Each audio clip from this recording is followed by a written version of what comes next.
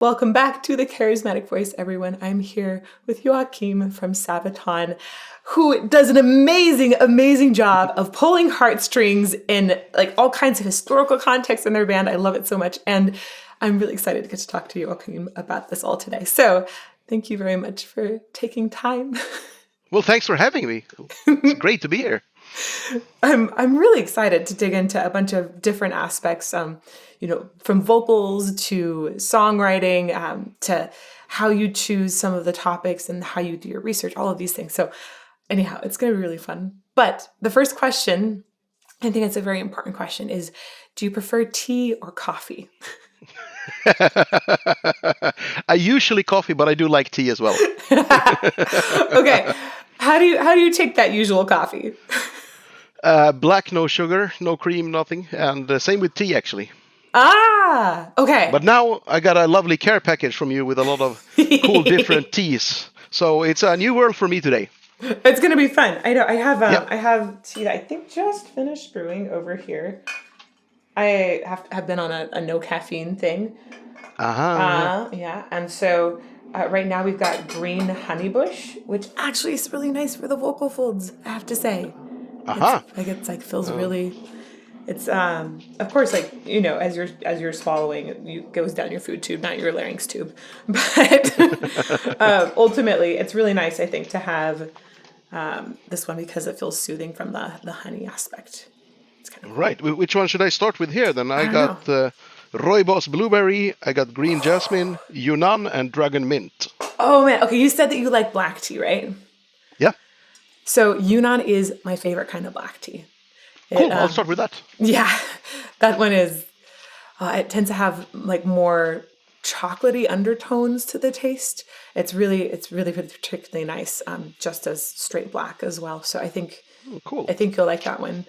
I've had a lot of people say that they love the blueberry rooibos in particular too. It's very vibrant. And then had a couple others. One that was exciting because dragon, right? Of course. Right? And then the jasmine, I think, is just a good quality jasmine. How much? Tea. You got to help a rookie out here. How much of this should I put in of this Yunnan? All of it? For a cup? Fill up a bottom. Yeah, that's a good size. Fill up probably the bottom, the bottom basket of that. Okay, so half of it. Yeah. Mm-hmm. Come on.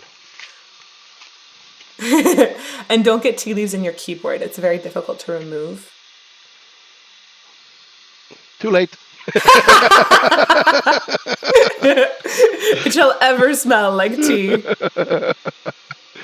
There are worse smells. All right. Right? That one, I love Yunnan tea, man. I'm so excited for you. It's going to be the first time you're going to try Yunnan tea. Ooh. Yeah. That's awesome. Totally new territory for me. Should be fun. Okay, they even have instructions here for me. So 100 degrees, 2 to 3 minutes steeping time. So yeah. Perfect. About 100 degrees Celsius. Yeah. Yeah, absolutely, yes. So because Fahrenheit would not be very good. No, I think it would just taste like very tepid water. It's fun. Well, okay, so normally though, coffee, and that's the way to go. Is that what you drink when you're on tour as well? Yeah, or one thing I usually have requested on the rider is lemon and ginger, basically. Ooh. Just hot water, lemon, ginger. That's voice saver for me when I feel slime in my throat and stuff like that. Oh, so it helps kind of reduce some of the mucus, essentially? Yeah. Gotcha. I feel this is super individual. Every singer I've met has their own method, Yep. And I figured that everything I tried, everything made it worse except ginger and lemon and hot water. So the lemon and the hot water, sometimes ginger can really help open things up. I feel, it's very nice. Yeah, I've heard singers that love that particularly. And I've done the lemon and honey and water myself many times as well. But don't you get clogged up when you use honey? No, not at all for me. Okay. Yeah, I think honey is something that my brain associates as very soothing. So having a little bit of honey, mixed in with it That's quite nice. But some people react to the sugar in it, and that can cause them to be a little more clogged up, as you mentioned. So I want to ask a little bit, I think kind of like start with some of your past and then maybe go into some current things and of course talk about lots of vocal health and all of the things in between. One of my main questions about your past is wanting to understand more about sort of the musical culture that you grew up in. I understand your dad, I believe, is from Sweden, and your mom is from it was Czechoslovakia.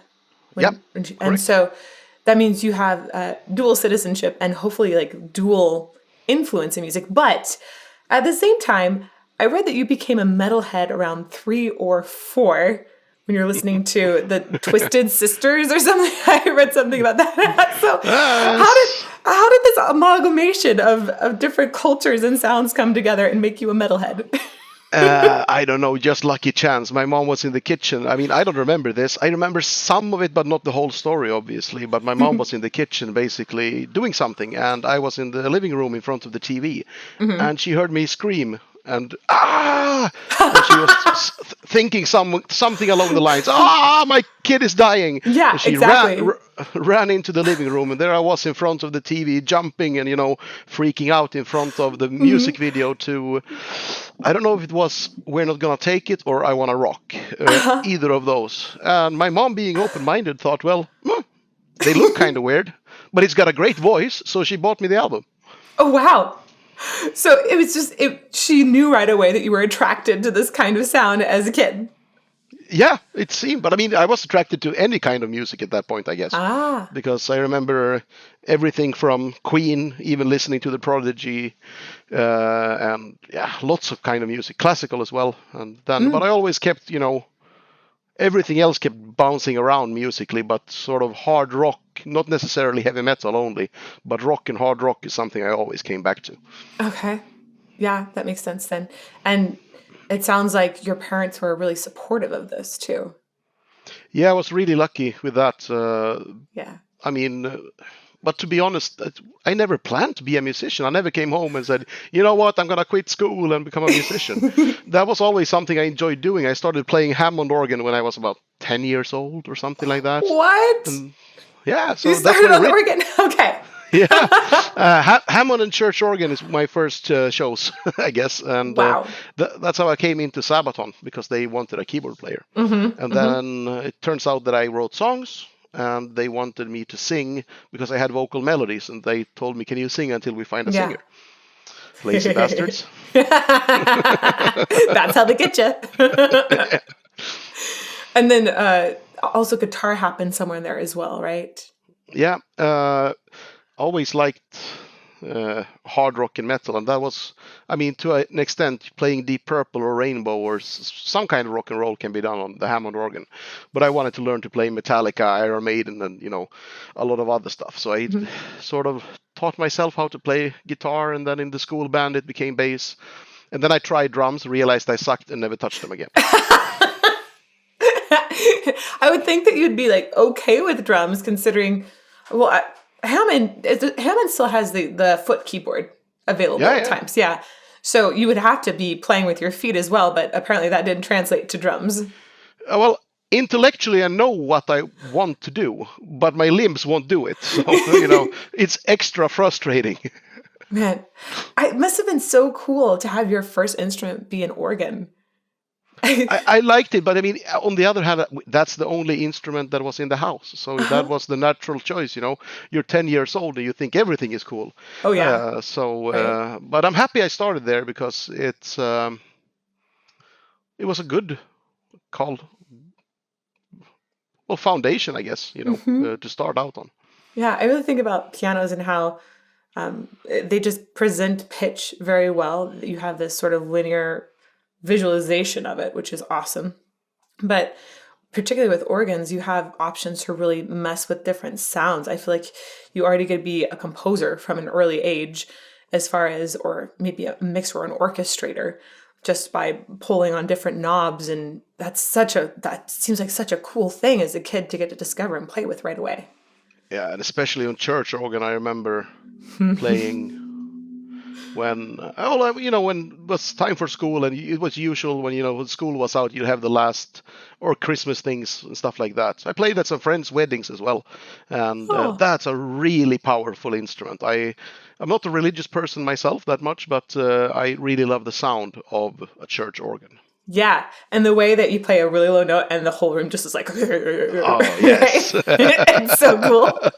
I love that. And the rearrangements I had to do at a friend's wedding. I was playing "All You Need Is Love" by Beatles, and I had to sort of rearrange that for church organ, and pull out all the stops for the chorus and stuff. And that was a lot of fun.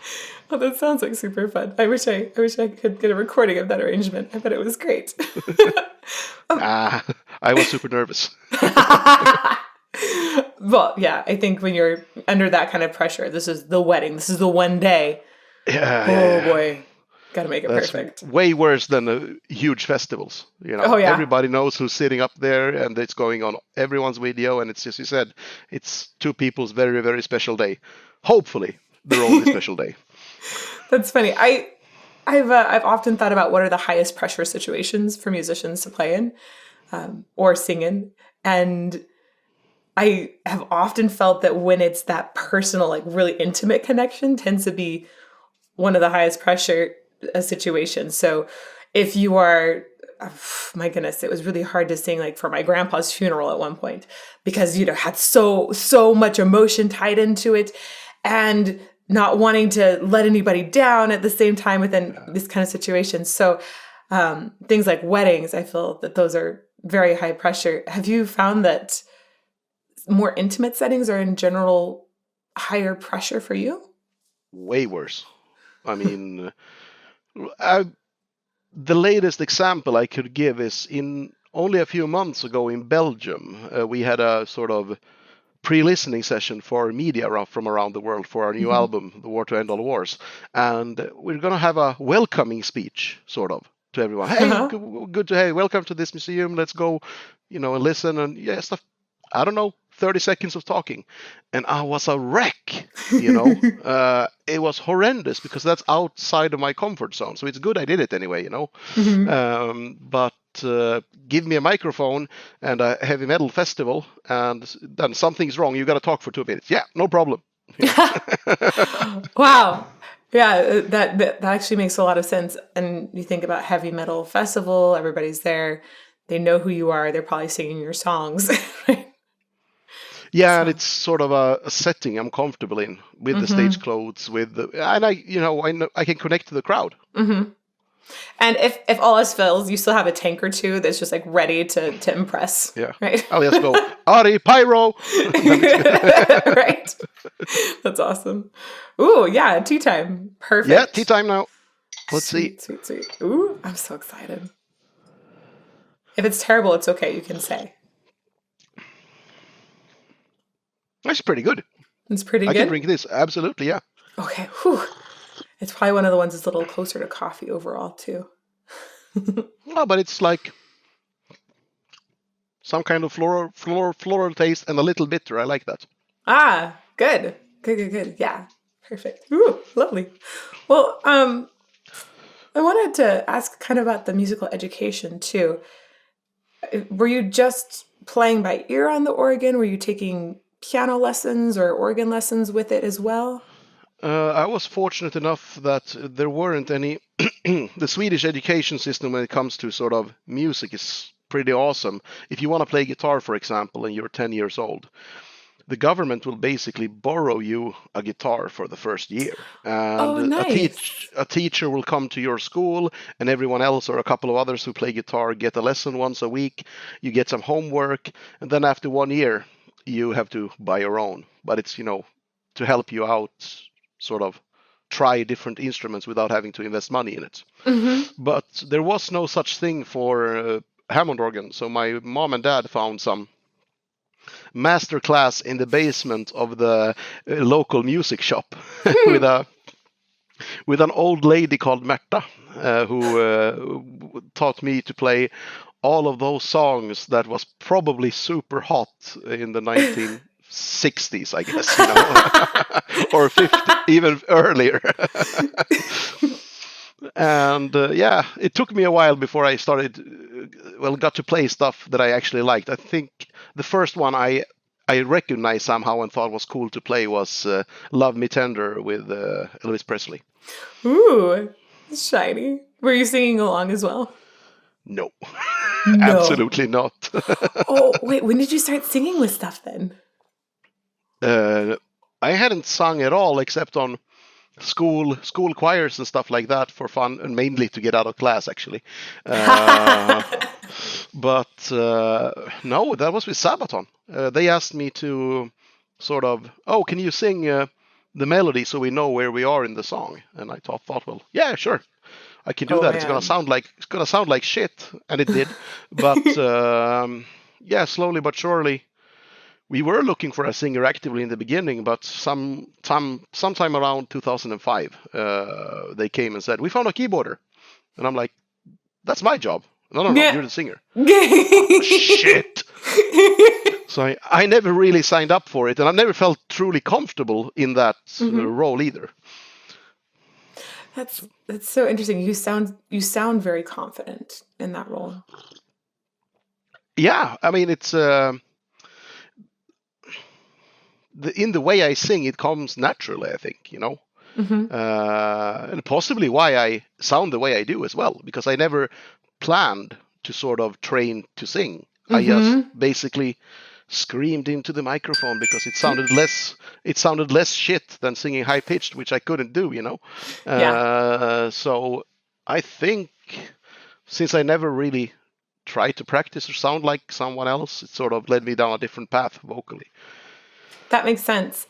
Were there any lower metal vocalists in particular that you did end up listening to, or did you just really go for your own path?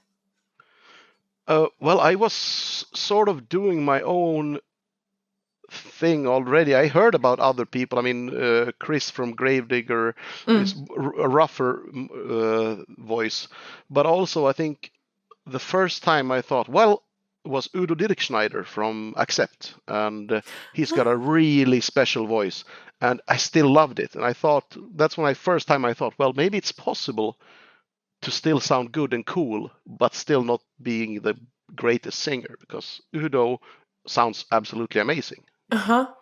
So I think there's this sort of almost an expectation in metal music that the lead singer is going to have crazy high notes, right? They're going to go like in the rafters and just wail.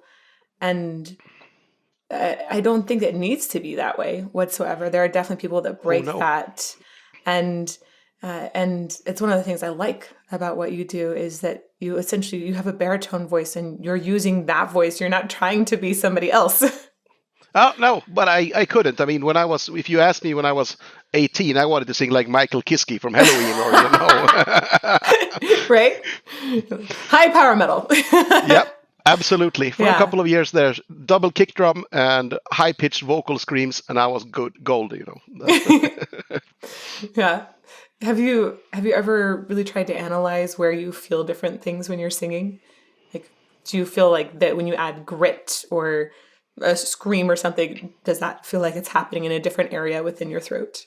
Yeah, when I'm thinking of it and going away from the bass line, but sort of my bass line is so natural, I can't really analyze it, the normal thing I sing. But if we're in the studio and for a special song we want something different, then I can start thinking, I can move it further up and onward and go more nasal and project a little bit thinner, but more focused. And when doing backing vocals with other people, I have to sort of let down and open up a bit more, so I don't pierce through, or you can't hear me. You don't have as much cut then. Yeah, exactly. A lot of times lead singers, unless they're used to it, it doesn't always work if a lead singer stands in a choir, because they sort of cut through directly. So I had to learn how to get away from that, I guess. That makes a lot of sense to me. Like a lot of sense that you would essentially back off on the the sort of cut or the focus, or sometimes even having a little more snarl in the sound, because you want to be in the background, and you don't want to overtake somebody else in that case. No, exactly.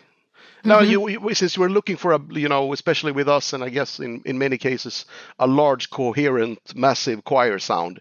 As soon as somebody starts cutting through, you destroy that whole feeling of cohesion. That's a really great point. Yes, 100%. And when you think about, I'm especially curious about your grit, because you have a lot of it sounds like natural grit in the tone to me. Is that something that you think about adding or taking away at any time? Well, for softer parts, I tone it down. For harder songs, I tone it up. I don't know exactly what I do because I've been doing it for so long and never trained. So the bass line, but I can sort of put the handbrake on more or less. Yeah, That's so sort of how I think of it. Mental handbrake, And the harder I push, the grittier I get. And when I release it, I use more air, and then somehow it gets softer. Ooh, you use more air when you release that. That's really interesting to hear. That's cool. Probably totally wrong. But ultimately, it's so funny. We have tools now, and we can use science and look at people's throat and see what's going on. And that's amazing. That is incredible. But people have been singing for hundreds of years without that. We use that to understand and improve how we train and teach. But I think most people still have to predominantly rely on sensations in their throat and learn which sensations are good ones, which ones aren't good ones, learn how to find some control over the sensations, and figure out some way to have some vocal longevity if you're in a genre that maybe has screams in it, right? That's particularly tough. Well, I've been lucky with that, actually, because, since I didn't go, stratosphere high with my vocal screams, I'm not going to have to be super worried about getting a lower voice as I'm getting older. Yeah. And also, these days, I mean, in the beginning, it was really hard on the throat. But somehow these days, if we haven't toured for a while or practiced for a while or recorded for a while, I go in and sing pretty intensely for 2 days, feel pretty bad, and then 1 or 2 days later, it's go. Yeah. Do you rest during those 2 days later, or is that something where you're continuing to practice? And not super strict, like super silent or anything like that, but take it easy, absolutely. I try to avoid doing a lot of interviews, for example, or doing shows, or go out to a bar and drink. I just think that voice is so similar to training of any other part of the body, where if you walk into a gym and you lift really hard for a couple of days after you haven't lifted for months, you're going to be very sore. It's going to be hard to lift the same amount you were lifting a few months ago. But if you get back into sort of a regular routine, it's the same thing. You can have rest in those muscles, recover. You've got muscles in here. We've got lots of little tiny things that coordinate. And you've got ligaments too, and all kinds of extra layers of the vocal folds. But of course there's going to be a little bit of tiring, and then sort of hopefully a rebound that happens pretty quickly afterwards. Makes sense. Yeah, that's what I'm counting on. Shock the body into going, oh shit, we got to put some more, Right? Well, I would guess that you also have pretty awesome natural breath support because you were a swimmer. Yeah. Actually, when I took a X-ray, they had to take 2 on my lungs because they wouldn't fit on one machine. What an amazing claim to fame right there. Not elite sportsman level, but still larger than average. And I guess that helps a lot because I have very poor technique and never trained. But I can sort of compensate with having larger lungs then. Well, you're automatically going to be breathing way deeper than most normal people, right? You have to be able to take in a lot more air. I remember I had to go to a corset shop in San Francisco for looking for essentially a custom corset to sing in while singing opera.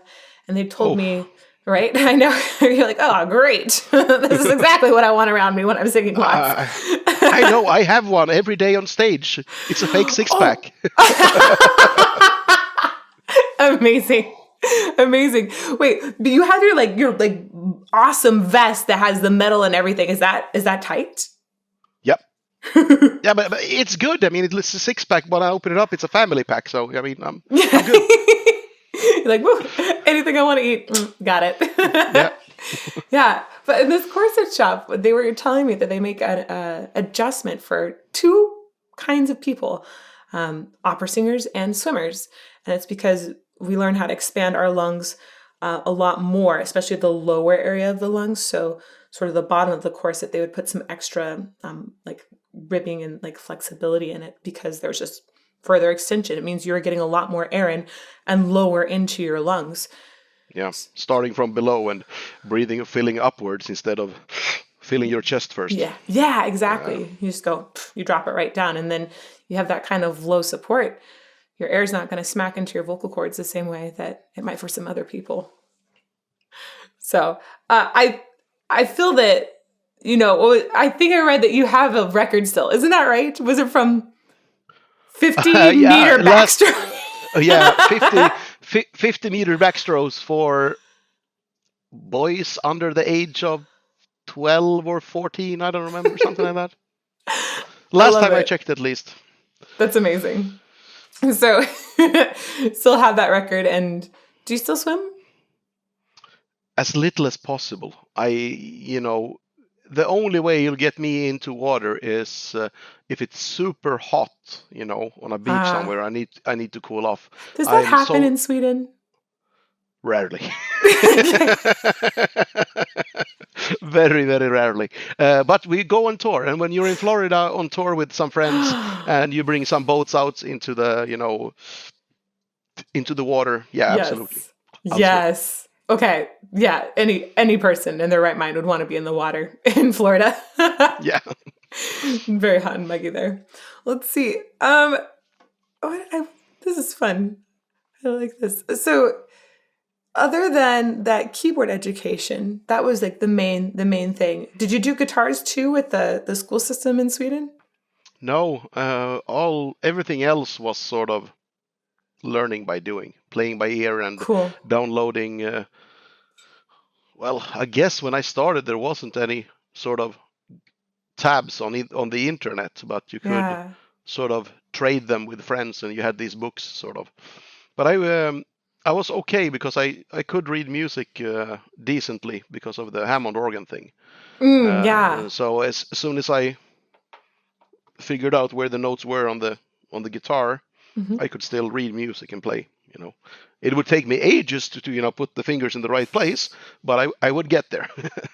Yeah, you understood the language and you just sort of brought it into another instrument then. Yeah. That makes sense. It helps a lot. I think anyone who's playing one instrument is going to have a way easier time to learn the second one. Yeah. Especially if they have learned it basic theory, at least. You don't need to have everything and all the clefs and stuff like that, but to have a basic idea of what you are doing with an instrument. Going to a second instrument, then it's not going to be a huge thing. Right. I agree with that very much. It's there you understand how things are formed together, you understand the patterns, and you just have to figure out how that particular instrument creates those patterns. Yep. Yeah, that makes sense. So when did you start making arrangements and really writing? Was that right away? No, I don't think I wrote any songs until I was a mid-teens, maybe. Okay. Back in those days, we had old computer Commodore Amiga, follow up to the C64, and I had a sampler, and I sampled my own guitar rig, sort of, and it was only 4 channels basically. So if I wanted a kick drum and a snare drum at the same time, they took 2 channels. And that was, half what I had. So I had to figure out, how about I reroute the audio, and I have 1 sample for kick drum, I have 1 sample for snare drum, and I have 1 sample for kick drum and snare drum together. That saves me 1 channel, So it's like you were composing for Nintendo, basically, at that point. Exactly. It's like you had that chiptune limitation. Yeah, and it was in tracker, so you'd have to write, if you wanted to change the volumes, you'd have to write hexadecimal codes for the volume changes or tremolos or whatever you want to do. So I was pretty early on to computer music, I guess. I'd say that's some pretty early music nerdery right there. That's impressive. Did you ever think, oh, I should write for a video game? No, that came way later. I just liked rock and roll, and then when I sort of started playing in school with friends and stuff like that, and maybe with some people who lived not too far away, just jamming along. When we switch out the instruments, I'd play drums or guitar or whatever, and then after a while, you started writing music. Nobody else was, so it was sort of. I never planned to start be a songwriter, but it seemed like nobody else was writing music or interested in it. So I figured, I gotta figure out how this works, Yeah, that makes sense. I had a couple of patron questions. Usually I do patron questions at the end, but I wanted to bring theirs in early because it relates to the writing, and I want to ask a lot about that. So I love this one from Bree Norton, and it's going to get us in the conversation perfectly. She asked, as a fellow history buff, what inspired you to make a career out of writing and performing historically based metal music? Oh, I think it's actually an accident. I would say when we started doing that, I was into history, but I was not. I probably not wouldn't qualify as history buff or history nerd. I do qualify today, but back in those days, it was more like we had this song and the music I'd written, and it became Primo Victoria. And me and Per, the bass player, we were sitting down and thinking we shouldn't sing about drinking beer or killing dragons with this song. It doesn't feel right. And so we thought, how about we make a song about D-Day? And I wish I could say it clicked, but it didn't, but it almost did. All of a sudden, writing lyrics wasn't a necessary evil anymore. It was actually quite fun and interesting. So we thought, maybe we should make a whole album about military history. And that's how we started. And we never sort of decided that's our thing. But we did one album like that, and we liked it, so we did another. And here we are 22 years later, For somebody like me who's just more recently heard you and discovered you, is there a song or two from that initial album that you feel like this is representative of our starting place? Yeah, I think that would be the one, Primo Victoria, from the album Primo Victoria. It was released in 2005. That's when you can really hear, okay, this is Sabaton.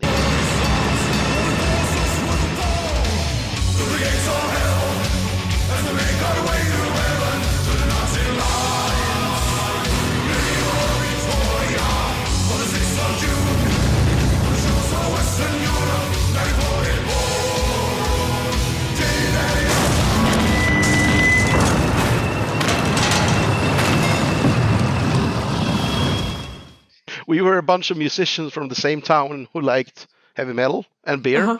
So we'd listen to Judas Priest, Iron Maiden, Halloween, drink and dream of maybe one day we get to play Wacken, but we probably drank more beer than we rehearsed. So we weren't the best musicians in town. But we were pretty strict with the rehearsals and realized that we weren't the best guys. So we practiced and tried the harmony vocals over and over and over and over again. And then I think looking back at live shows, around late 2006 is the first time I think, okay, not bad, Anything before that is kind of, cringeworthy to me, And the band started in 1999, right? Yep. So it felt like it was about 2005 where you settled into that more signature messaging and sound. Yep. Before that, lyrics could be about pretty much anything, actually. That's interesting. But we did have a few songs even before that about military history. But that's when we sort of realized, this is fun. Let's try and do it. And over the years, my interest in history has grown so much with the band. People often get this wrong. They think of us as young history buffs, and we liked history, but to a normal level, I would say. But once we came into this, for every year I get more and more interested in history. So when people ask, when did you start researching this album? What do you mean researching this album? Yeah, for a specific song I do research, but I will read books about military history or watch documentaries pretty much 4 or 5 times a week, because I'm interested in it. So when you're researching a particular song, I'm really curious how you find good information about that. Is this, you mentioned documentaries or books, are there particular sources that you would be likely to go to? Depending on the situation, it would change quite a bit. I mean, for example, if we would have done anything about the Great War that we did now on the upcoming album and the previous one, we have, well, Indy Nidell from Sabaton History. He's a historian, and he was previously covering World War One in real time 100 years after it happened. So he did a YouTube thing for 4 years where he followed that. And a lot of these people who are working with us on the Sabaton History channel are proper historians. So we have a really good team to access to check things out. We don't help. It's usually the first or final stage when it comes to that, because it's such an emotional thing. We want to be in the discovery phase and be all passionate about it, and I want to find out more. That's when you should write the lyrics, as at least it works best for us. But if we have trouble finding info or reliable info, asking these Indy or any of the Marcus, any of the other historians, is a good way to start. Or especially towards the end, when everything is pretty much done, the lyrics are written, and you're not sure, can we say this? Can we do that? Then to just get a final fact check, sort of. That's amazing. I love that you have people that are really helping you with that kind of fact checking too. Yeah, but I mean, we're not experts. We have no degrees in history. These people do. And, So you bring them in your team. Yep, absolutely. Yeah. CJ Mars wanted to know, how does Sabaton decide which historic events or people to write about? Wow. That's a tricky thing, because for every song or story we choose to tell, it feels like we have to abandon like 10 of them. Because let's take, for example, when we choose to do a song about, on the upcoming album, we have a song about dreadnoughts. It's called Dreadnought, but that's, piece of military technology, naval combat. That made it impossible for us, for the variation of the album, to do a song about the submarines, because that would be too much. We want the mix. Too similar. And sometimes we can't choose the most important story or the most logical one. In a sense, we tried that before, and it doesn't turn out good. We really have to sort of go with our gut feeling, and even if we know it's the wrong choice or not the most important or coolest story, but if we feel passionate about that and retelling that story, then the result will be better than if we try to we have to do that. That makes sense as far as needing to find that emotional connection, right? When you tell historic events, if you just lay them out in a timeline and there's not that emotional aspect, then it might not necessarily feel like it needs to be as musically related. Music taps into our emotion, and what you do brings people to the emotion of what that moment might have felt like. So I would want the lyrics to come from a more emotional standpoint, something that is more personally relatable for someone. Yeah, that's why we like to do the research sort of late in the process, as we are sort of, well, before we do the actual lyric writing, but just before. So we're still excited about the story, to sort of guide people through our discovery process that we find super interesting and fun, and sort of get people drawn into that. Unfortunately, with a heavy metal song of 3.5 minutes, we can't really tell the whole story. Okay, but we have this saying on the channel. Oh, no worries. We have a saying that is spoiled by metal, and this happened because I was really enjoying that I got to have longer songs to listen to and analyze. Yeah. So sometimes we'll say you're spoiled by metal because you get to Like, you do get to have some longer songs as a metal artist. That is fun. Also challenging. Oh, yeah. But it's, it's so many times that it's so fun to write that song. It is amazing that so many people want to hear it. Mm-hmm. But we've found that so many times when we have, let's say, 8-minute song or something like that, or 6, 7, the crowd might scream for it. They might want it. But towards the middle or end of it, people are like, there's a droop. Yeah. And that's, I mean, totally understandable in these times. I mean, especially with movies, for example, I recently, not recently, but not too long ago, rewatched Lawrence of Arabia, the movie. And the first 30 minutes, I was sitting there being properly pissed off, like, come on! You need to progress the plot, right?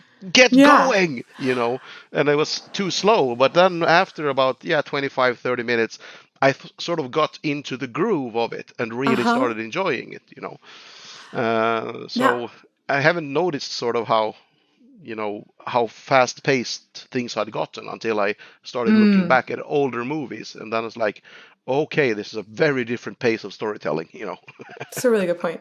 Mm-hmm. Christmas Truce was one of the man, that was just such a good release. I have to say, it struck me really, really hard. Thank you. It was brilliantly done. And that has a very movie-esque quality within the whole music video, right? You even started, it was like the first something like 45 seconds. You didn't have the song coming in yet in the music video. And the way you shot it all, and you even had this sort of credits, this post area as well, it felt more like a movie soundtrack overall. Did you intentionally design it as that, or was it something that kind of started to make sense in the process? Well, I don't think I thought about that when I was writing the song at that point, but once the song was written and recorded, that's the only way we could do it. Because I really don't like making music videos. I actually hate it in most cases. I do like to have a music video when they turn out good, but I'm not a very good actor at all. So there's a reason I'm mostly playing piano in that video. And singing, because I give Joakim that, then he won't have to act, but we wanted to put the focus on the story in that one. So we, on purpose, the team we chose were from the Czech Republic, and they had never done music videos. They'd done movies. And some of the people had been on major Hollywood productions as well. A lot of stuff is recorded in Czech Republic, because Prague is a really, really old town. And so a lot of, if you wanted to look a certain era, Prague is a very good place to go to. So, a lot of the movie team, or the team who did the video, were from the movie industry, and none almost had done a music video before, which was, I think, really good, because they thought of the narrative the whole time, and it's very fresh. You can see it throughout the video that this is not about showing 5 guys from Sweden looking cool or whatever. They wanted to tell the story in a very nice and respectful way, which I think they absolutely did.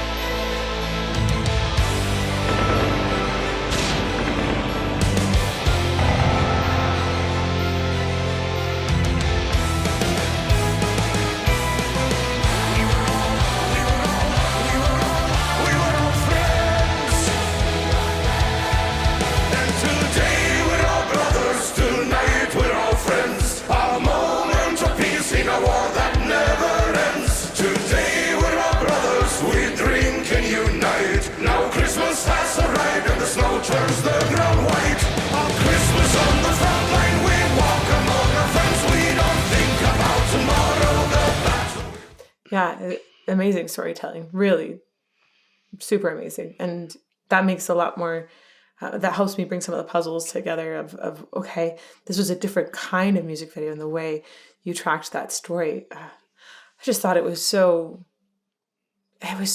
good to see the scene set in the first part and then come in with the music.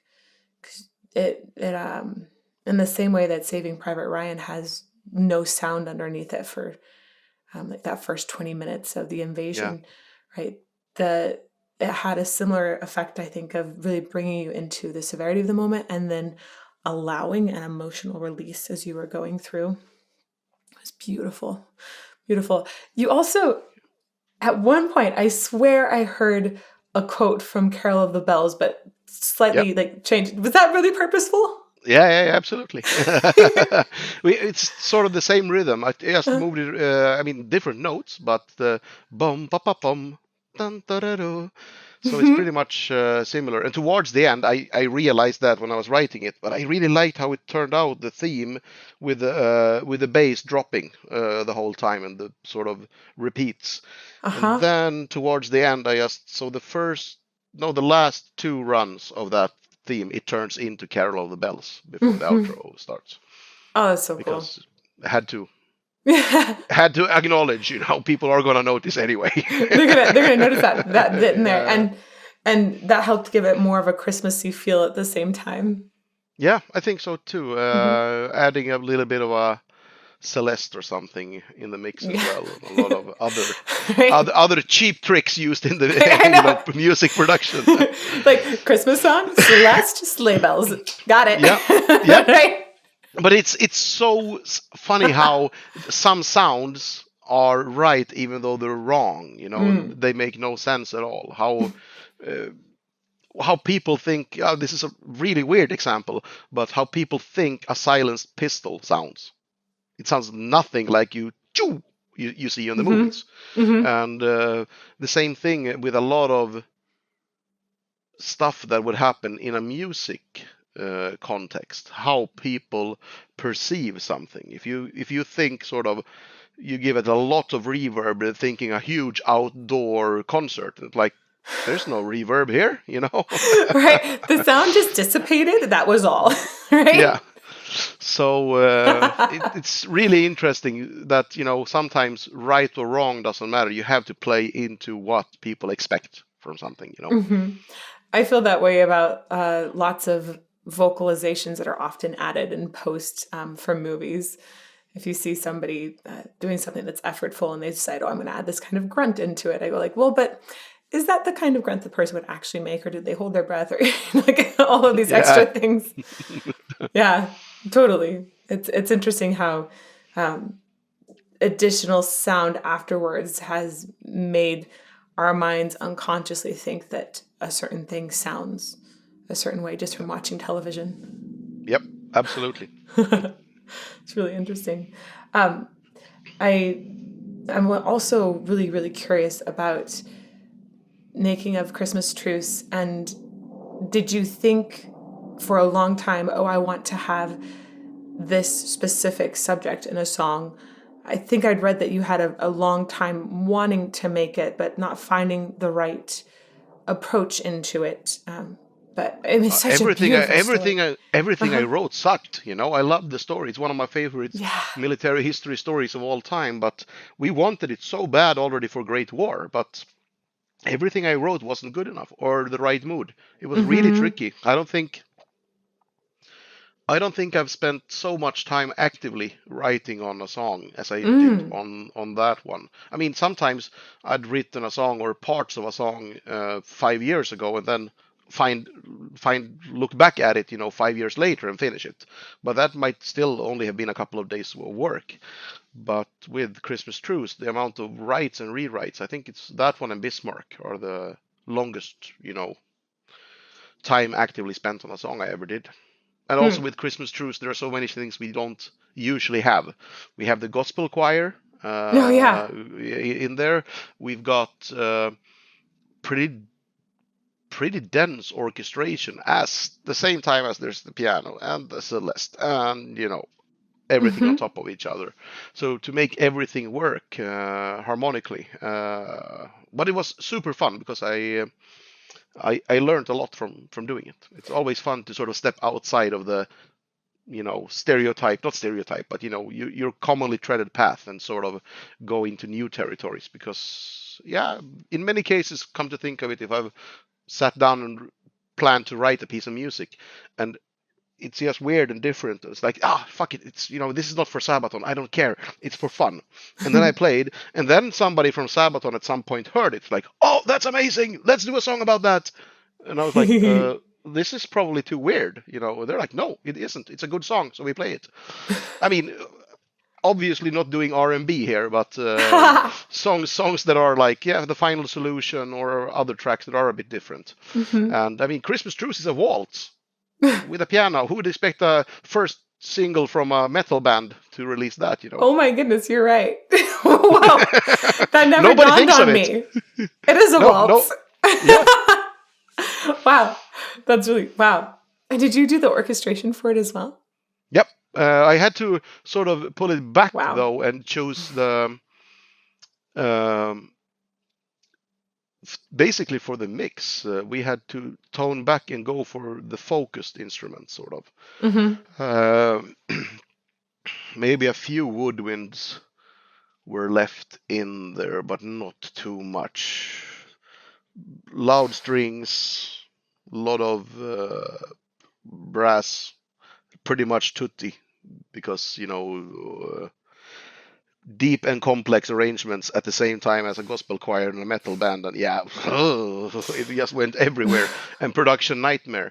But I think it turned out better because the more I not the more, but taking away a few unnecessary things made it possible to get the orchestra a little bit louder, at least. And you're writing mostly in Pro Tools, right? Yeah, a recording mostly in Pro Tools. Oh, but recording actually, there. Okay. This is weird. I actually use Ableton Live mostly for composing. Oh, whoa, that is weird.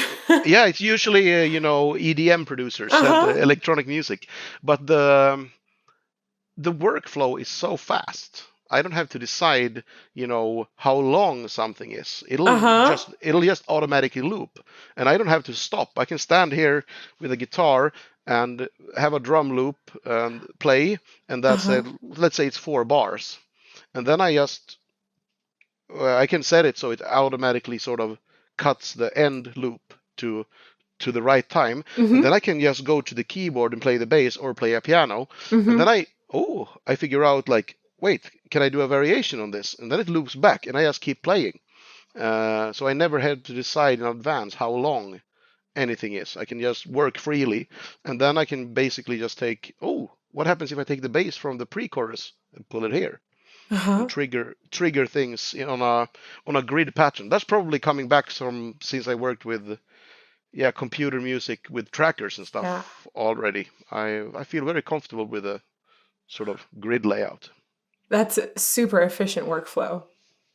Yeah, especially when you're in the zone and you really want to get it out. I don't want to sit there and like, okay, create 4 bars on MIDI, boom, boom, bum, boom, boom, bum, program drums or whatever. Here I can just throw it all in and go while I'm being creative and improvise around it. And when you're working in a different instrument that you might not personally play, like say, have you played violin before? Oh, I tried 2 times and nobody wants to hear that. My intonation is shit. So when you're writing for a violin, you pull in a good violin sample into Ableton, and do you stamp it out on the keyboard, or would you stamp it out on a guitar? Keyboard usually. When moving into stuff like that, I prefer to use the keyboard. When I'm composing, I'm happy to use the guitar. It forces me to think in a different way. Or sometimes playing around with drum, not loops, but creating my own grooves in ways I would never have been able to play myself. But and then sometimes limiting myself, I find out works when writing songs. Deciding that, okay, I am not gonna sit down and think, okay, what can I do now?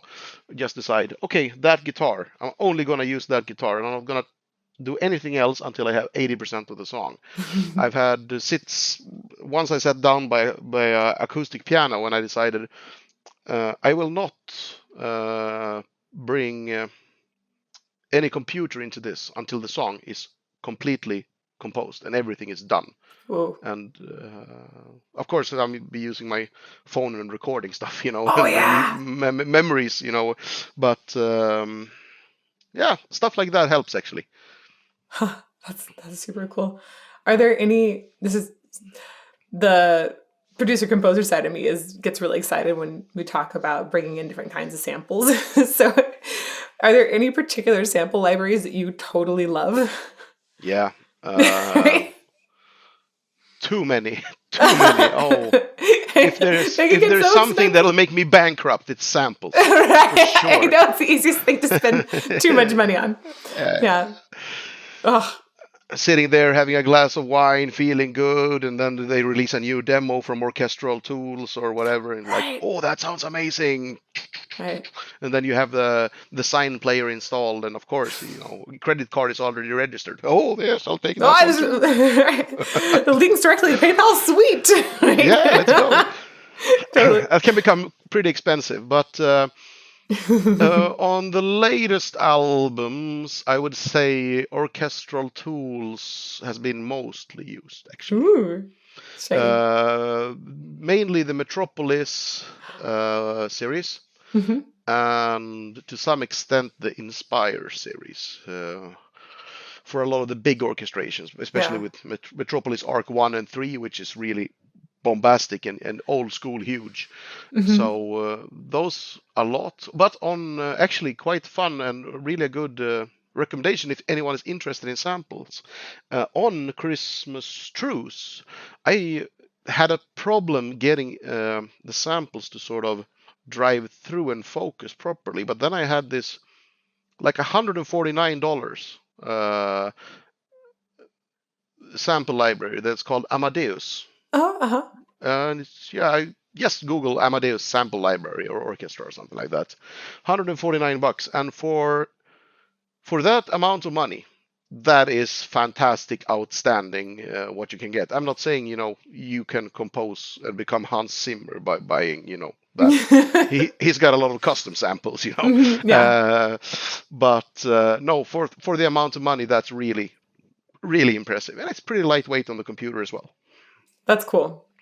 That's super cool. I'm always interested, particularly in piano libraries. I know I feel that I want to have piano in songs if I'm doing just like an aria or something with a piano accompaniment. I like having an amazing sample of a piano that I can rely on. It's really nice. What are your favorites there? Oh, I think I've been really liking Pearl from Impact Soundworks. Oh. That one has been particularly nice. There was a one that had like a very nice softness to it. I think it was called Blue Piano that I used for a little while. That had it was for almost like more of an like soft classical ambiance kind of thing that was really lovely. But I don't know. I get very particular about the attacks of the piano, or the sounds. Have you tried Pianotech at all? The modeling. Have you tried Pianotech? The modeling. Oh, Piano Attack, the sample. No, Pianotech. Oh, it's a modeling piano instead of a sampled piano. So it's a modeling software. I think it's a free download, and there you can really tweak everything. I think it's Piano TEQ, if I'm not mistaken. TEQ. Okay, I will check that out. That'll be fun. Because if you load up a sample there, or not a sample, but a piano, you can still modify all the parameters. You can change the material of the strings, or change the attack, or the hammers and everything. It's so cool. Like the little tiny things that we're able to change. I think about Sculptures, that the plugin that's in Logic that comes with it, that has, like you mentioned, all the different kinds of materials that the strings can be made of, or where you're placing the pickups. It's just so fascinating. And yeah, it's tricky though. Sometimes I have to sort of limit myself to the start of a recording process or a creative period when I get to play around with these things. Because otherwise, going down that rabbit hole, you can spend like 3 days only playing around and you haven't written anything, you know. Yeah. Well, then, so when you're starting a project that you're going to be doing some orchestration on, do you have a template that you'll load in that has your samples already going there that you might have tweaked before? No, I found that having too much in my template makes it too predictable. I'm using too much of the same stuff.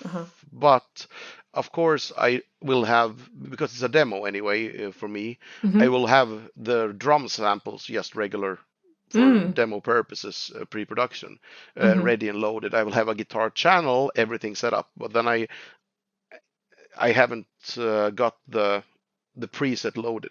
So I got a guitar channel, all the routing is done. So I just go in and pick a preset of several I have done depending on what I want, you know. That's cool. That's cool. And about a bunch of instances of Contact waiting for samples exactly. loading, you know.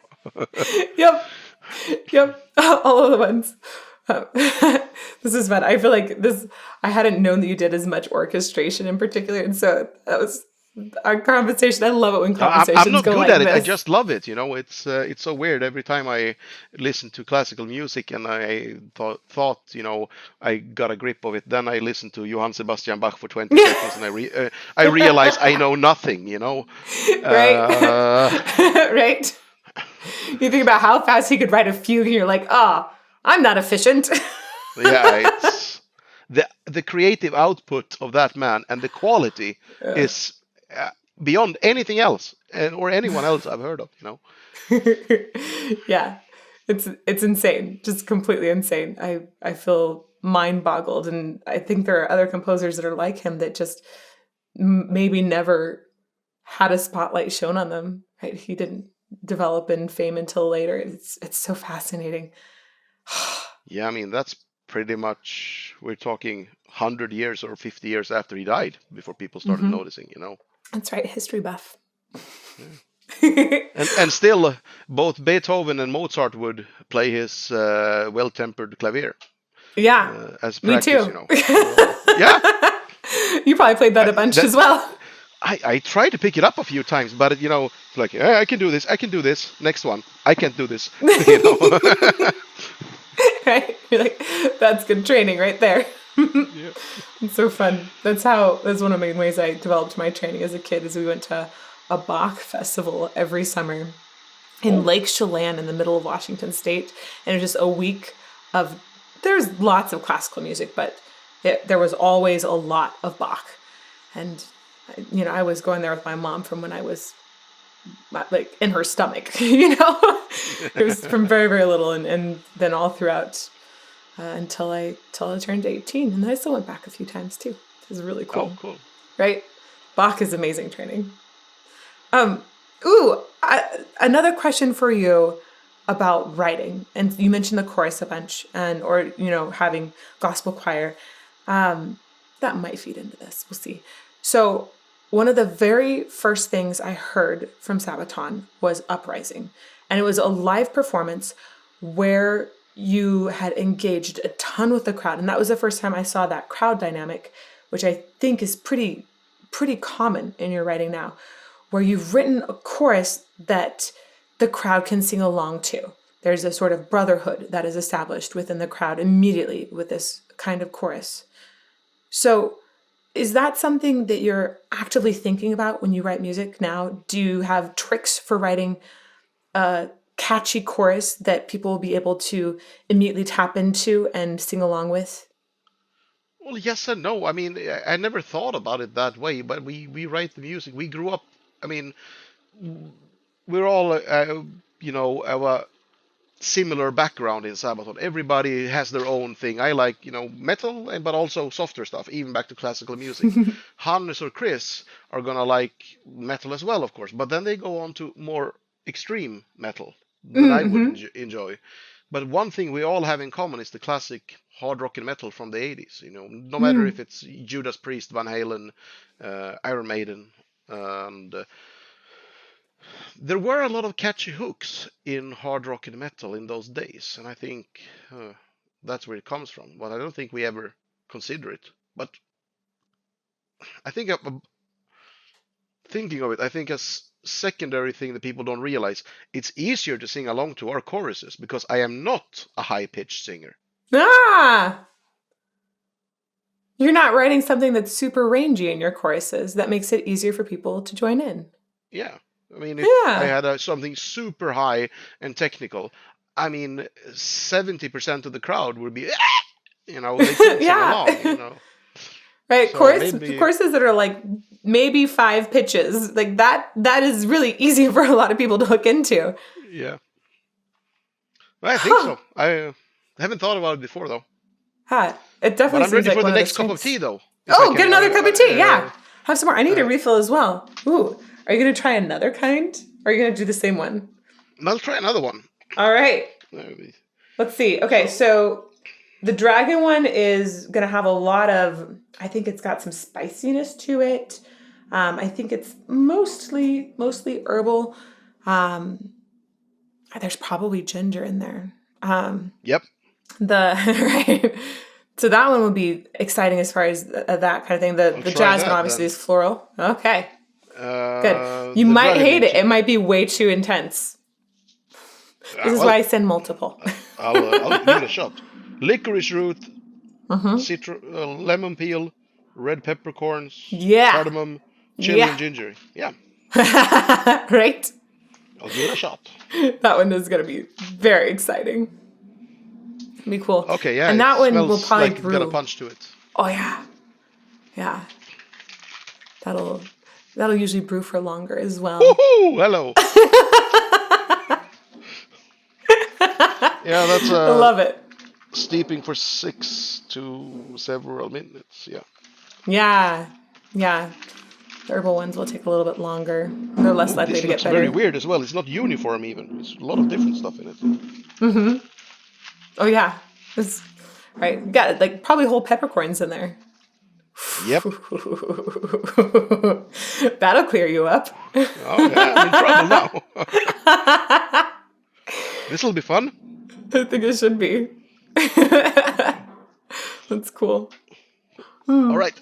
Sorry, back to... No worries. Oh my goodness. There's always enough time for more tea. Love it. Well, I'm always curious why certain types of music are used to transmit certain messages. So what is it that you think makes power metal such a good vehicle for transmitting a message about history? I don't know, actually. Also, I'm not sure if we are somewhere in between power metal and heavy metal, I guess, as well. Maybe not that I mind power metal at all, but the two most common things, if you say power metal, the two things that people are thinking first is going to be high-pitched vocals and dragons. We got we don't have any of those. But I don't know. Maybe it's because I just sound like an angry drill sergeant, screaming at people. Angry drill sergeant. How do you take care of your voice when you're thinking, I got to be an angry drill sergeant night after night after night? What do you do?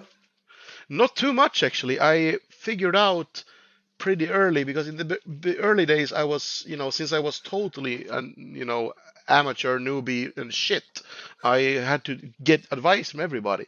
And I quickly realized that everybody had their own sort of almost religious ritual when it came to their voice, what to do, what not to do.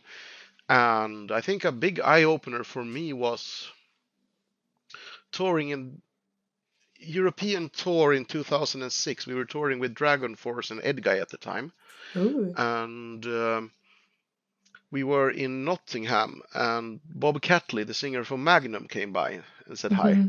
And I ended up in the bar with Tobias from Edguy and Avantasia and Bob, and I started asking them questions, of course, being pretty much a rookie compared to the experience they had. And they were all pretty much the same opinion. You know what? You can't create a perfect environment for your voice while rock and roll touring. Yeah. You're gonna have to accept that you're sick. You're gonna have to learn how to sing and mask it when you can barely speak. You're gonna have to, of course, they said there are certain things you should and shouldn't do, but don't listen to too many people. Figure out your own way, but whatever you do, don't get hung up on, oh, I don't feel really good today, and let it bring you down. Just learn how to roll and sing anyway. And I saw Toby on that tour coming in. I think this was in Oberhausen in Germany, and he came in just before the show, and he could barely speak. And I mean, he's singing high-pitched stuff. Yeah. And like, hey guys, stay away from me. I got a cold real bad, and I want to give it to you guys. And he went out, and he didn't do his best show of his life, but I can probably say that I'm guessing 50% of the crowd didn't notice anything was wrong, and he was really, really sick. Wow. So at that point, it's like, okay, I'm gonna listen to that piece of advice. I think so for me, it's stuff. and nothing. I've tried every kind of pill there was. They're all shit for me because I was talking about the handbrake before. That's how I sort of control both pitch, but also how much grit I put into it. And any kind of these pills, they're gonna sort of make it numb down here. Yeah. They're to block your pain. But I lose all control. So I think all of these pills that makes it feel minty and better in your throat, that's the worst thing for me to have, when I'm sick. So yeah, ginger and lemon in hot water, that's about it, or nothing at all, or hot coffee, it doesn't matter. I'd rather have the pain, because at least I can feel when it's about to break. I'm still in control.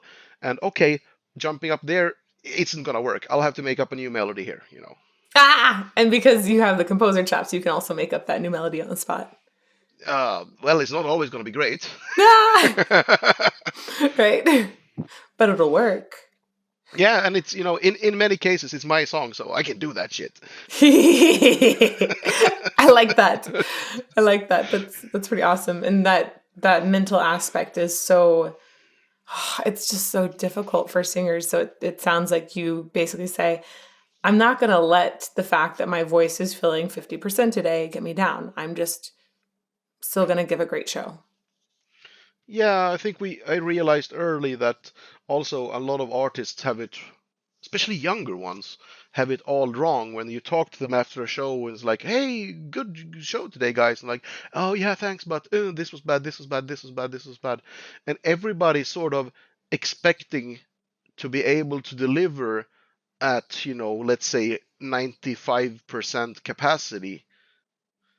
And maybe that's possible every now and then under perfect circumstances. But guess what? On heavy metal touring, you do 150 shows a year. You just came off an airplane. You're not even sound checking. You're walking directly to stage. You have barely slept.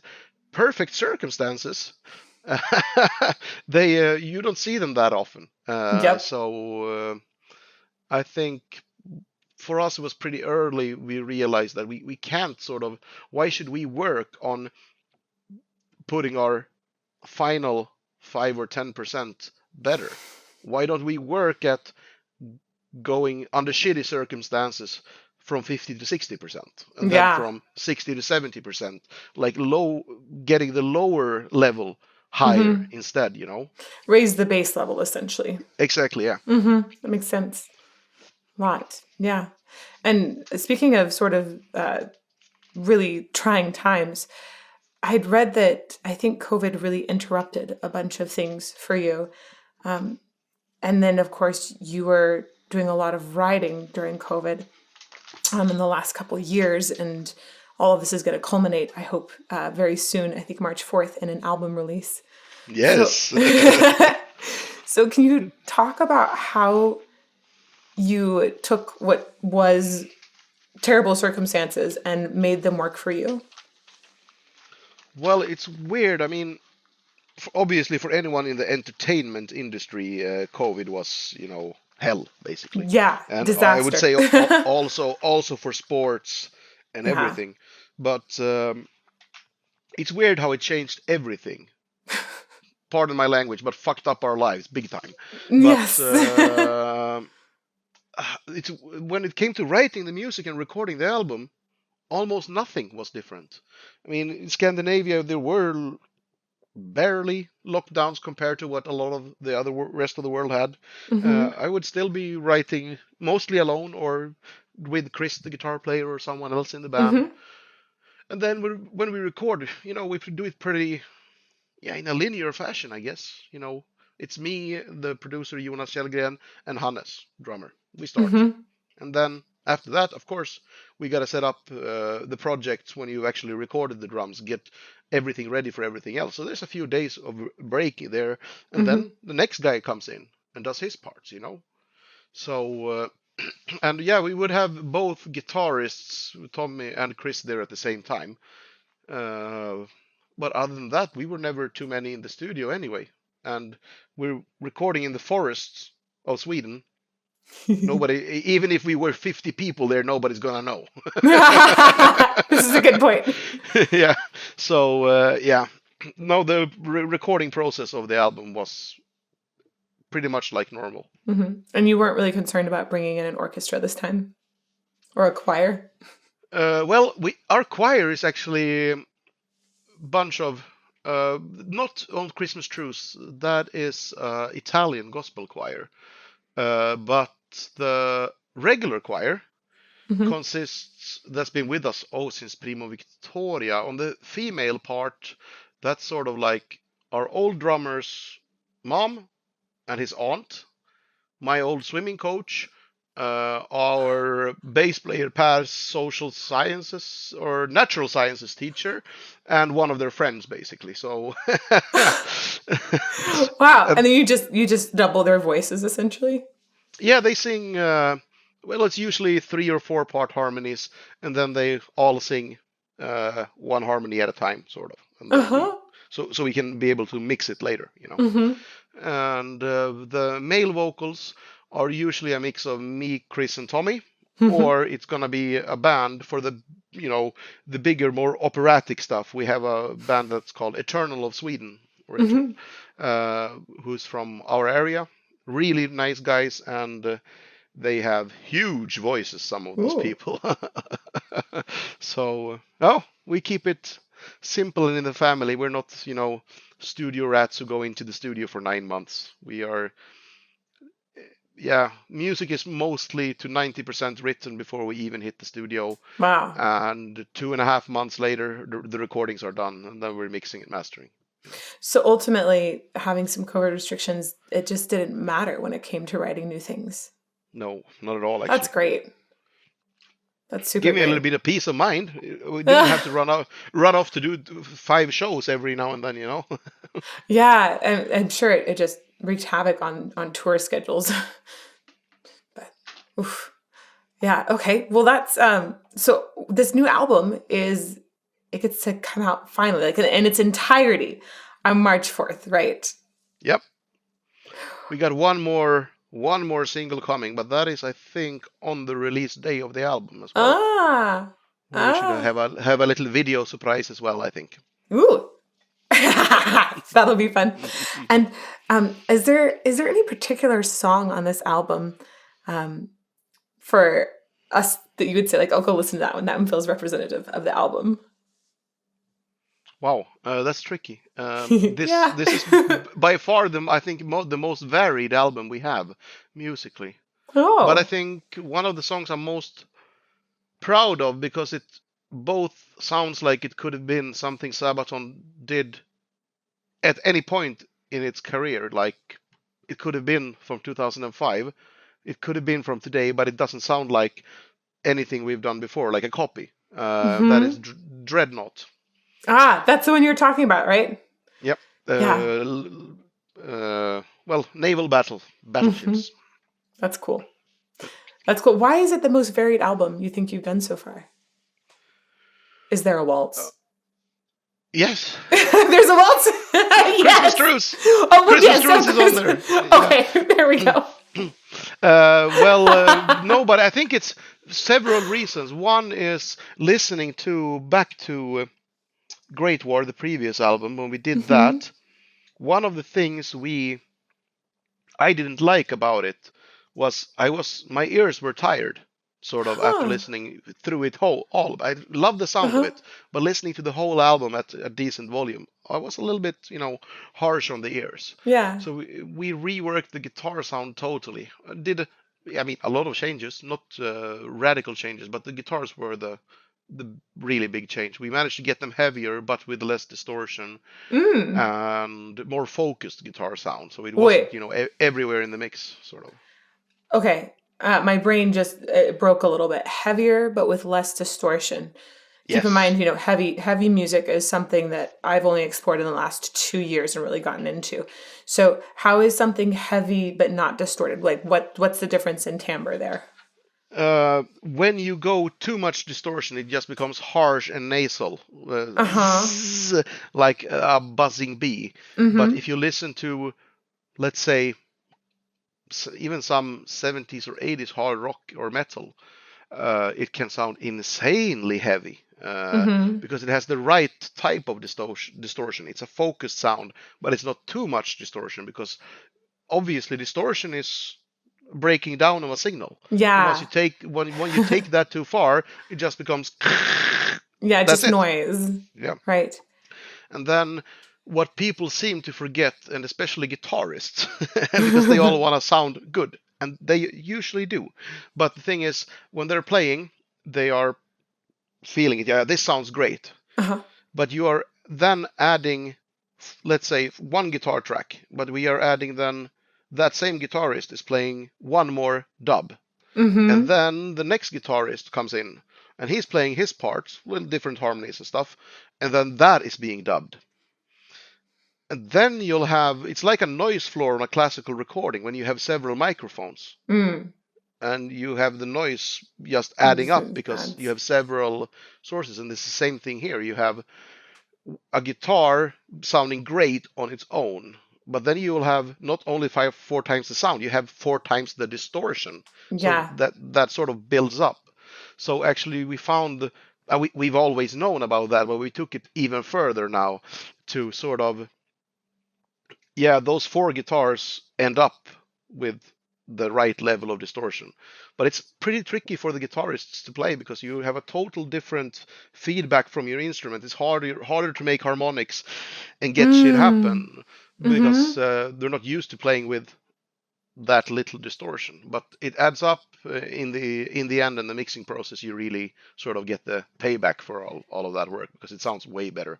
Do you end up using any sort of EQs? It sounded like the buzzy sounded like it was a higher frequency, and the distortion it sounded like you would prefer more of would be a lower frequency. Did you use a cue to help carve that out a little bit? To a certain extent, you take away everything under 150 to 200 on a distorted guitar, except you might Mm. open up if you have a cool break and you want the guitars to sound massive. But Mm-hmm. mostly that's where you want the bass to dominate. On the It's other true. hand, so usually on breaks you open it up, so basically big cut on the bass end, Mm-hmm. low cut, and then maybe you will increase around 2 kilohertz, 2.3, 1.5, depending on the Mm-hmm. guitar sound. But Mm-hmm. we surprisingly enough, we had to do very little of that because we were, yeah, the sound coming from the amp and the speakers were exactly what we wanted. So we Oh, didn't cool. have to do too much in the computer. It's a bit old school Mm-hmm. thinking, but I think actually there is a lot of things to be learned from old school recording. Not saying you have to record everything in the old school way, but usually learning from the old school and using that experience and methodology, but using new modern tools is the best way for us, I think, at least to work. Yeah. It definitely gives you like a nice combo of both worlds. Yeah. That's cool. That's really cool. Oh, sorry, I went too far on music production there. No. You'll have to let me know if it's Not too boring. far. Not too far. It is not boring at all to me. I've worked in production before, and so it's fascinating. And having the exact hertz where you're making bumps in the EQ is really cool to know. So I like it. Thank you. Kind of in the same, we'll say in the same vein, as far as technology goes, what do you feel like in the last, let's say the last decade, or it could be 15 years, do you feel like there's one piece of technology that's come out that's really shifted how you perform or compose? Oh, good question. Um,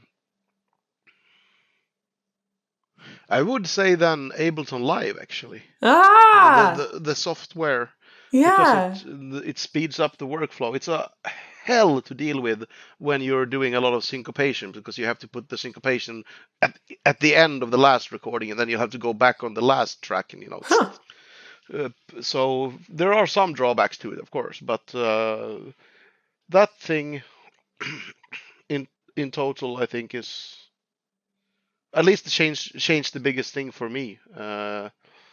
Obviously, not having to drag, you know, guitar amps and speakers on stage, but we can rather use, we could use Kempers to profile the sound already in the studio, the sound we had on the album, and bring that on stage. And it is actually more stable than a tube amp that is going to vary quite a lot from night to night, in how it sounds. How warm is it, quality of power, and everything else. It can sound totally different, some of them, depending on its daily moods, I guess.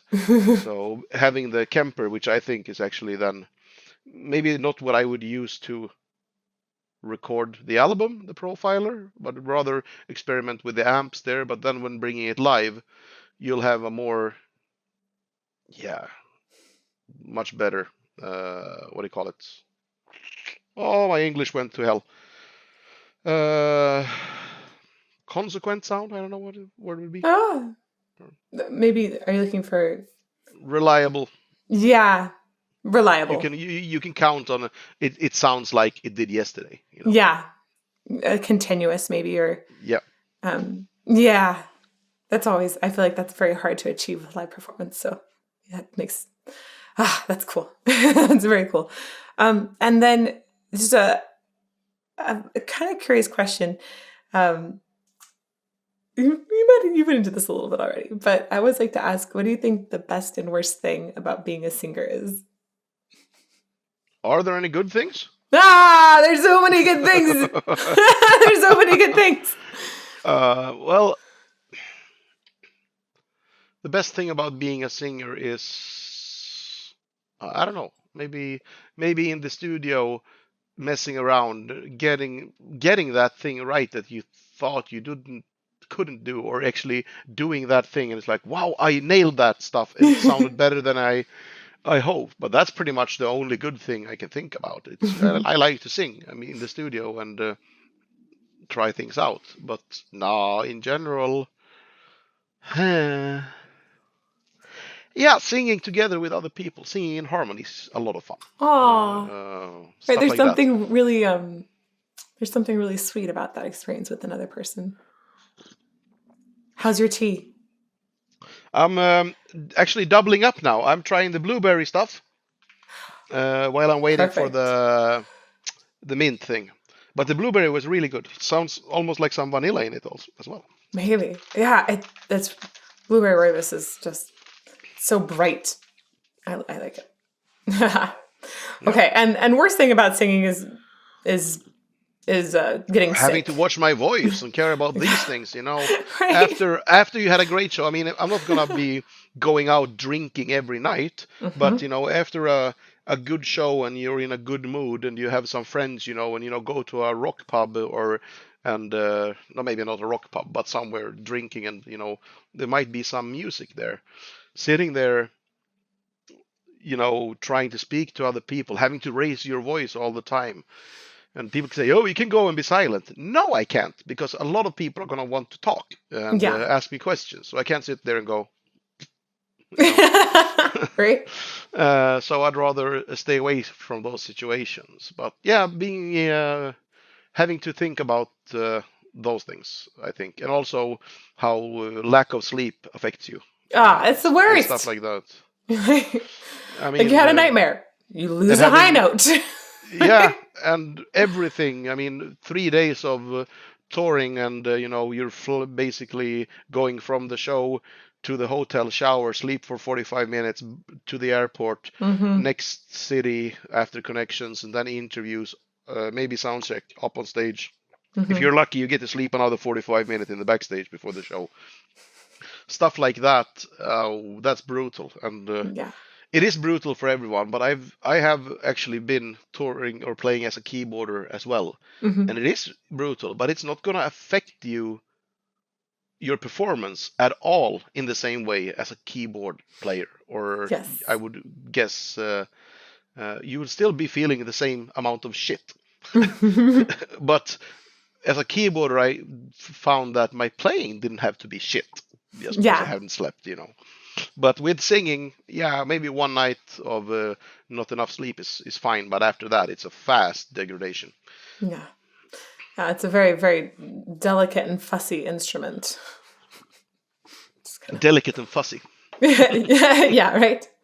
Precisely. I never thought of it in those terms before. Right.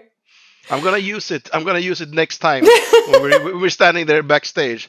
Oh no, guys, it's a very delicate and fussy instrument. And see the reaction of the boys in the band, like what the right, dude. Like this, like manly voice, delicate and fussy. Right? Yes. I love it. How is this? Is this the dragon one?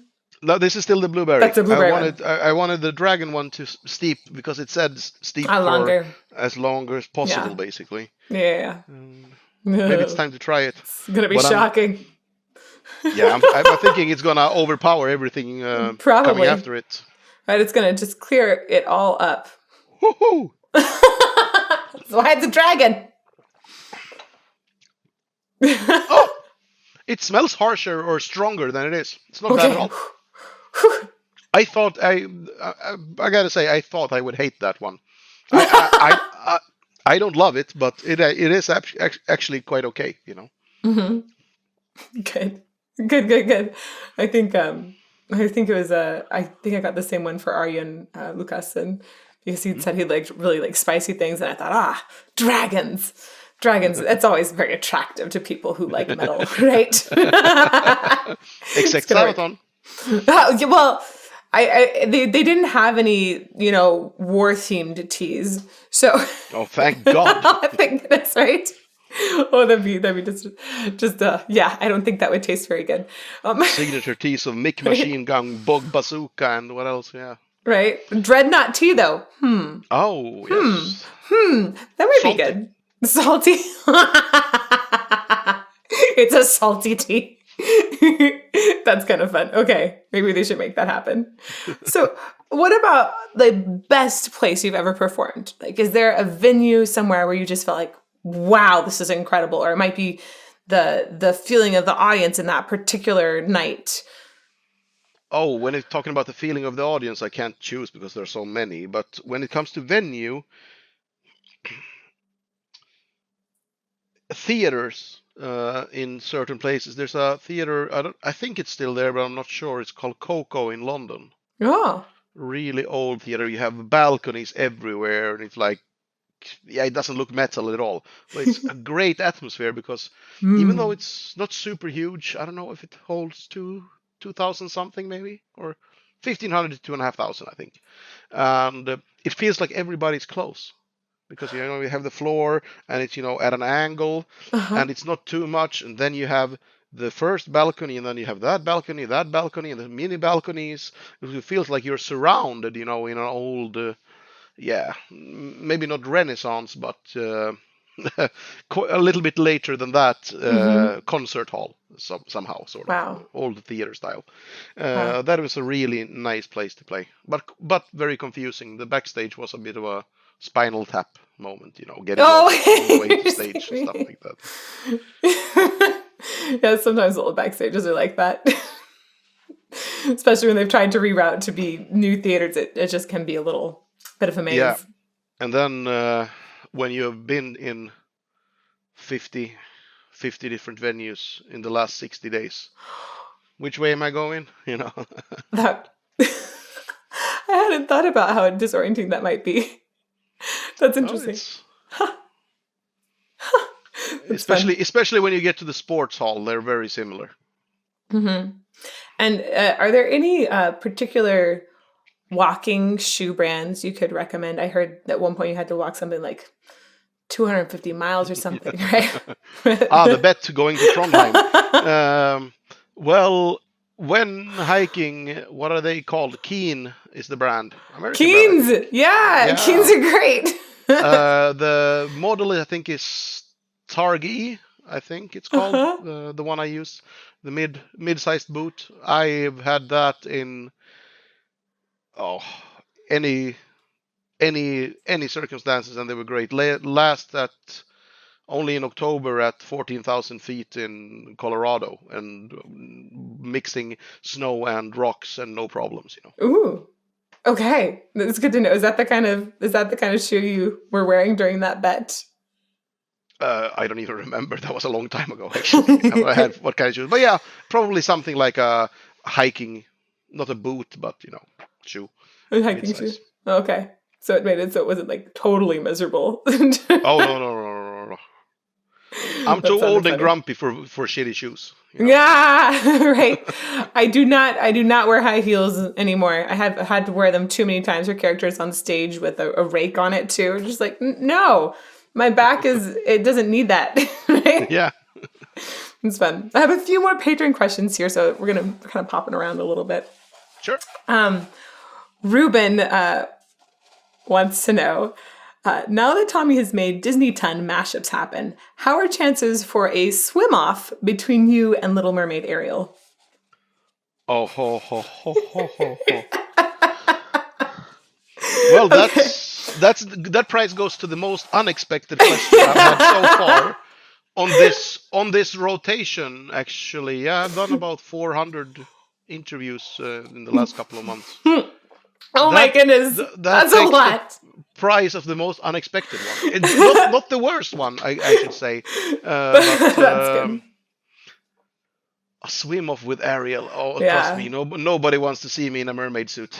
He did suggest that you could also just say, which mashup would you like to make? Mashup with Disney. Wow. There's a lot of good ones. I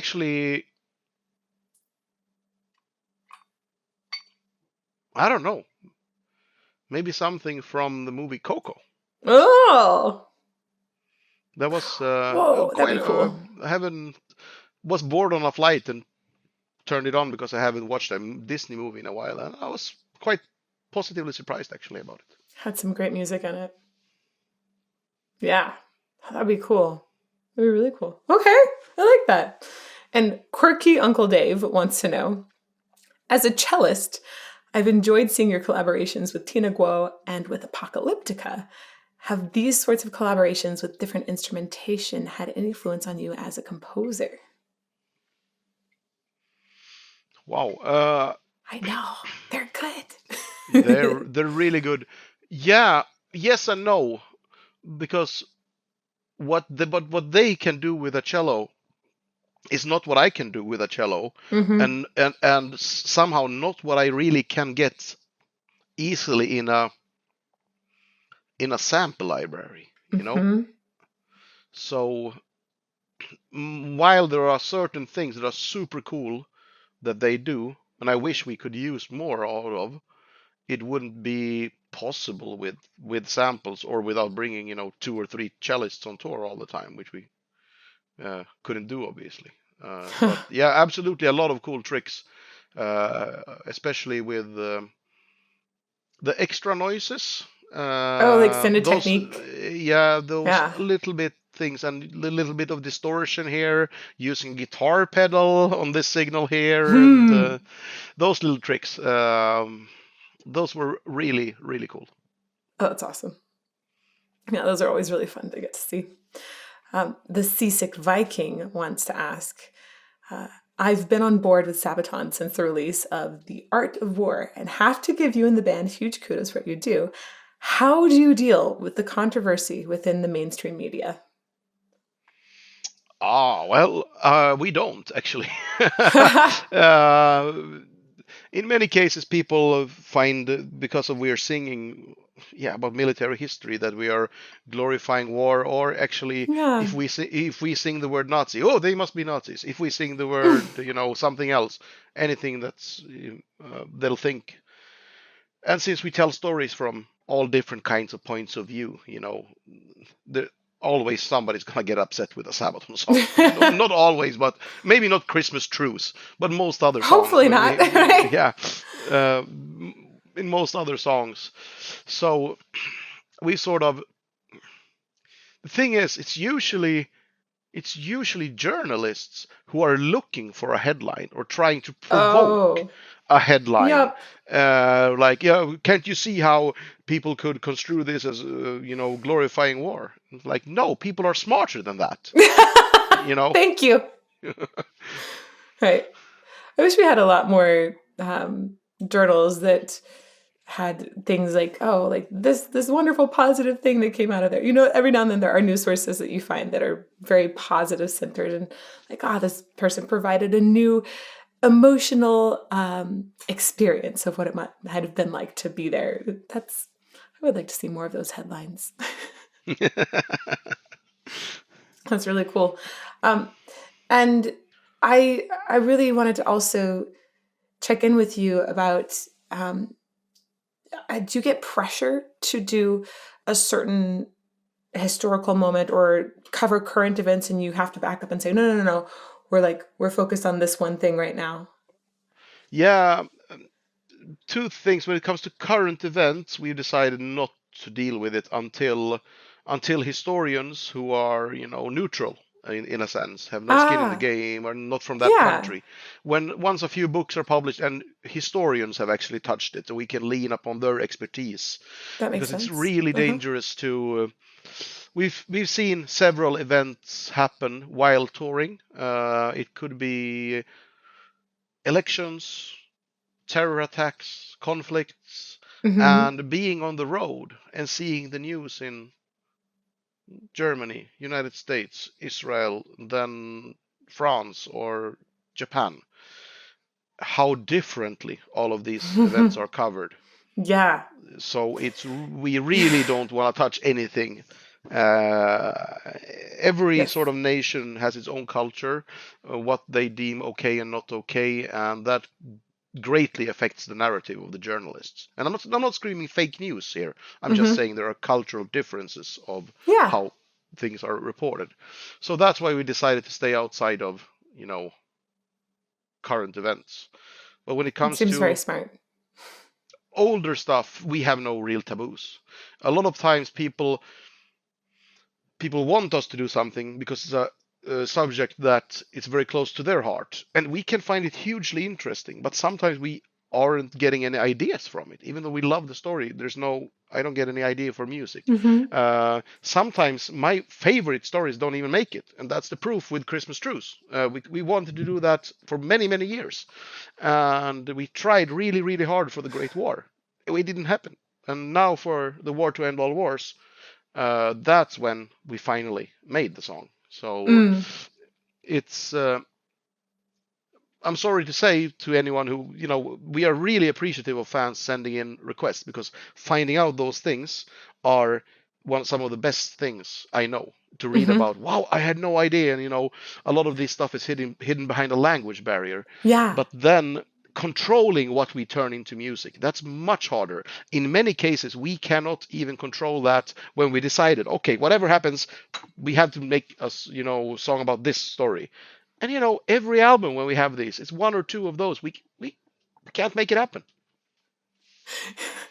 I really appreciate that. There's so much respect within there for that artistic process. There's a certain reverence for it, right? Yeah, we can't. We could, but it will turn out shit. Yeah. So in that sense, it's like, no, we have to go with what is feels exciting for us at the moment. And unfortunately, that means not telling some of our favorite stories possibly ever as well. Yeah. Well, The War to End All Wars, right? This is coming out on March 4th, the whole album. Talk to me a little bit. I don't want to know just where we can get this, but I want to know where we can get it that supports you the most. We have so many different sources to bring music in from these days, and I think people are becoming more and more aware that different amounts of that revenue actually gets back to you. So is there a particular source that you would like to direct people towards? Well, thanks, first of all. But yeah, if anyone is interested in supporting the band and getting the music, that would be sabaton.net and our webshop, basically. Perfect. But to be fair, I'm not judging people who want streaming, or anything like that. It is totally fine. But if you want to support the band, absolutely use sabaton.net. We could use the extra cash after Corona, as any other artist. I'm not saying just for us. This is the time to support your favorite artists. It is.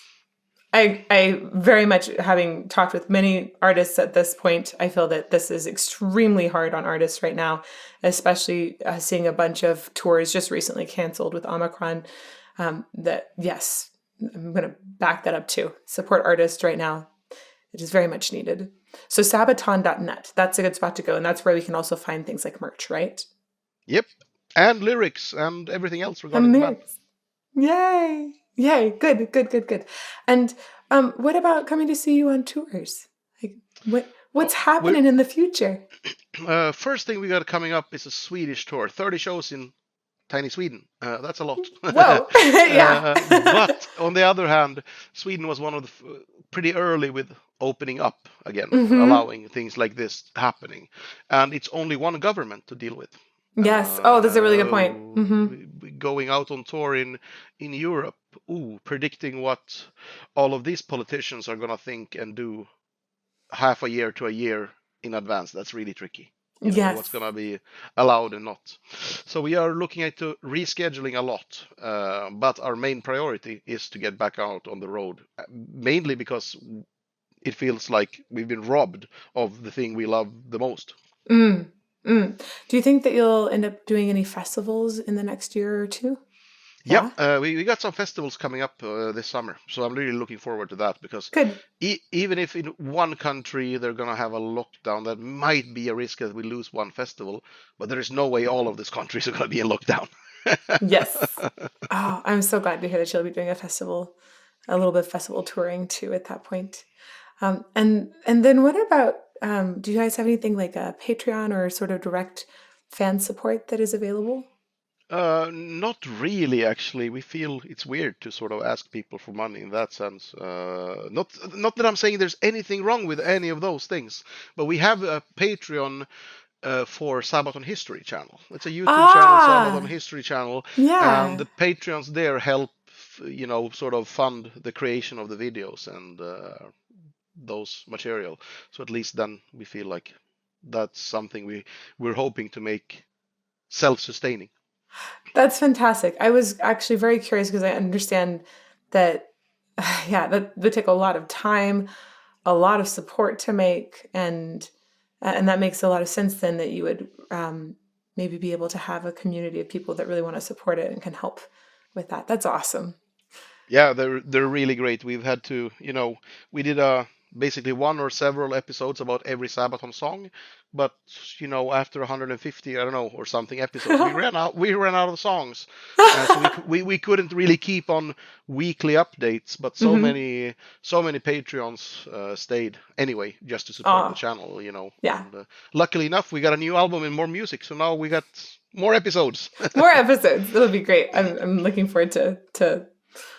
That'll be really fun, actually, as like some extra backup information on the next video that I do an analysis of. Oh, that's gonna be cool. Thank you. Yeah. And then,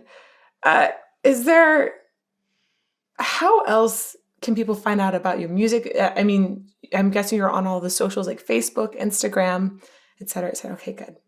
Obviously very present on YouTube as well. And yes.